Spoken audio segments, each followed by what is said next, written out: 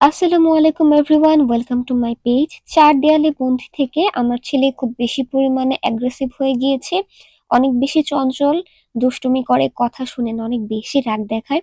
তো ভাবলাম যে তাকে বাহিরের পরিবেশের সাথে অভ্যস্ত করতে হবে, একটু ঘোরাঘুরি করতে হবে। তাহলে ওর এই হ্যাবিটটা দিন দিন চেঞ্জ হবে, ও শান্ত হয়ে যাবে। কিন্তু বাচ্চার বাবার একদমই সময় ছিল না। বাচ্চার বাবা মা দুজনের একজনকে বাচ্চাকে পর্যাপ্ত সময় দিতে হয়, তাকে নিয়ে প্রত্যেক সপ্তাহে বা মাসে কমপক্ষে দুই একবার বাহিরে কোথাও যেতে হয়।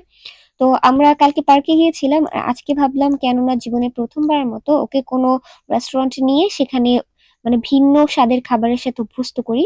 বাসায় তৈরি খাবার ছাড়া এতদিন ওকে অন্য কোনো খাবার দেয়নি। তো আমরা চলে গেলাম এই টুইলাইট রেস্টুরেন্টে। আমি ঠিকানাটা দিয়ে দিচ্ছি। এটা হচ্ছে চাষারা কলেজ রোডের একেবারে শেষ মাথা, যে রোডটাকে আল্লামা ইকবাল রোড বলে। এটার মসজিদ সংলগ্ন যে বিল্ডিংটা, সেই বিল্ডিং এর সেকেন্ড ফ্লোরে। তো আমরা দেখুন চলে গেলাম। আমার ঠিকানা যদি ভুল হয়ে থাকে তাহলে এই ভিডিওর রাস্তাটা দেখে অনেকে চিনতে পারবেন যে কোথায়।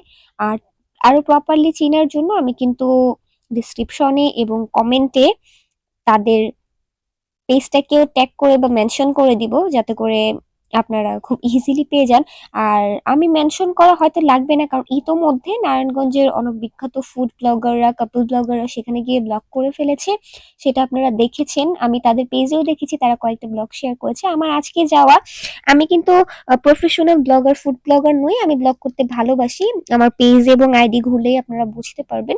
তো এই জন্য রেস্টুরেন্টেও করা, এখানে আমি ঘুরতে গেলেই ব্লগ করি, বাসায় রান্নার ব্লগিংও করি। তো রেস্টুরেন্টে যেহেতু গিয়েছি, আমি ভাবলাম কেননা একটা ব্লগ করা যাক।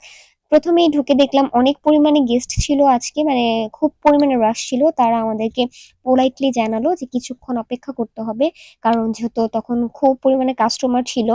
ভিতরে না দাঁড়িয়ে আমরা বাইরে অপেক্ষা করেছি, যেহেতু সাথে ছোট বাবু ছিল, আমাদের বাবুর জন্য যেন অন্য কারো প্রবলেম না হয়। তারপর গেস্টরা চলে গেলে যখন খালি হয়, তারা আমাদেরকে সিট করে দেয়, আমরা চলে যাই। চলে যাওয়ার পর টুকটাক ইন্টেরিয়রের ভিডিও নিয়ে নিয়েছিলাম। এই ধরনের ইন্টেরিয়র আমার খুবই পছন্দ, তাদের লাইটিং এবং কালার কম্বিনেশন আমার খুবই ভালো লেগেছে। আর জায়গায় জায়গায় যে মিরর গুলো লাগিয়েছে সেটাও খুব সুন্দর। এই আপুটাকে কে চেনেন? পেছনে যে আপুটাকে দেখা যাচ্ছিল হিজাব পরে, একটু কমেন্ট করে জানাবেন।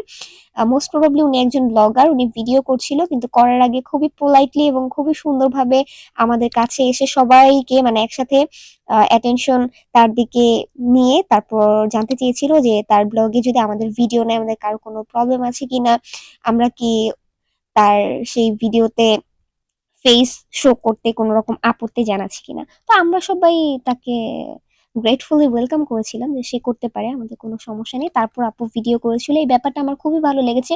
কিছু কিছু ব্লগার দেখবেন আশেপাশে মানুষের পারমিশন ছাড়াই হুটহাট যাকে তাকে যে কোনো অবস্থা প্রস্তুত অবস্থায় ভিডিও করে ছেড়ে দেয়, শুধুমাত্র নিজের ক্ষমাটা ভালো আসলেই চলে। কিন্তু আপুর এই বিহেভিয়ারটা আমার খুবই প্রফেশনাল লেগেছে। ইন্টেরিয়রের যে ছবিগুলো ছিল সেটার সাথে আমার ড্রেস এবং চুড়িটার কালার কম্বিনেশন খুব ভালো লাগছিল। তো আমি এজন্য চুড়িটারও কিছু ভিডিও এবং ছবি তুলে নিয়েছি আমার পেজে দেওয়ার জন্য। এরকম হ্যান্ডমেড চুড়ি পেয়ে যাবেন আমার পেজ পিয়াস বিউটি বক্স হলে, আপনারা সেখানে চলে যেতে পারেন। তারপর আমি নিজেরও একটু ভিডিও করে নিয়েছিলাম, কারণ আমার বাবু গর্ভে আসার পর থেকে আমি রেস্টুরেন্টে যাওয়া এবং খাওয়া একেবারে বন্ধ করে দিয়েছিলাম। তারপর বাবু হওয়ার পর আর কখনো যাইনি, মানে একটা diet planning, healthy diet planning এ ছিলাম। কিন্তু এখন আলহামদুলিল্লাহ আমি সবভাবে ওকে। তো এখন বাহিরে যেতে খেতে কোনো আপত্তি নেই। এই যে চলে গেলাম, এই যে খাবার যখন চলে এসেছে, এখন আর অন্য কোনো কথা বলবো না, খাবার নিয়ে কথা বলবো।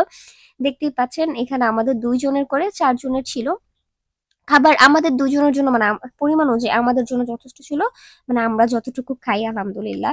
আপনারা যদি আরো বেশি ভোজন রসিক হন তাহলে এই অফারটার পাশাপাশি কিন্তু আরো বিভিন্ন রকমের অফার চলছে তাদের, সেটাও কিন্তু আপনারা ট্রাই করতে পারেন। এই কম্বো অফারটার নাম ছিল তুফান কম্বো। আমার বোন যখন মানে অর্ডার করছিল যে আমাদের জন্য দুইটা তুফান, আমি তো ওর দিকে বড় বড় চোখ করে ভ্যালভ্যাল করে তাকিয়েছিলাম যে কি বললো। তারপর দেখলাম অর্ডার যে ছেলেটা নিচ্ছে সেও মাথা নাড়িয়ে চলে গেল। খাবার সামনে আসার পরে বুঝতে পারলাম ও আছে এই অবস্থা। তো প্রথমে আমি সবগুলো একটু একটু টেস্ট করে দেখছিলাম কোনটার ঝাল কেমন, মশলা কেমন, মানে কম ঝালের খাবারটা আমার বাচ্চাকে দিব। আমার বাবুকে আমি বাহিরে কোনো খাবার দেই না বললেই চলে, রেস্টুরেন্টের খাবার এই প্রথমবারের মতো ওকে দিচ্ছিলাম বিসমিল্লা বলে। একটু তাও ও নিতে চাচ্ছিল না। পরে আবার মাশাআল্লাহ অল্প একটু আমি শুধুমাত্র রাইসটা ওকে দিয়েছি। অন্যগুলোতে মসলা ছিল। ও যেহেতু used to না এজন্য দেইনি। কিন্তু আপনার বাচ্চা যদি অভ্যস্ত হয়ে থাকে তাহলে বাচ্চাকেও খাওয়াতে পারেন। আর বাচ্চার জন্য অর্ডার করলে তাদেরকে একটু বলে নিলে মনে হয় বেটার হয়। তারা সেভাবে তাদের খাবারের যে ব্যবস্থাটা বাচ্চাদের জন্য সেটা এনশিওর করবে। আরো বিভিন্ন রকমের আইটেম আছে।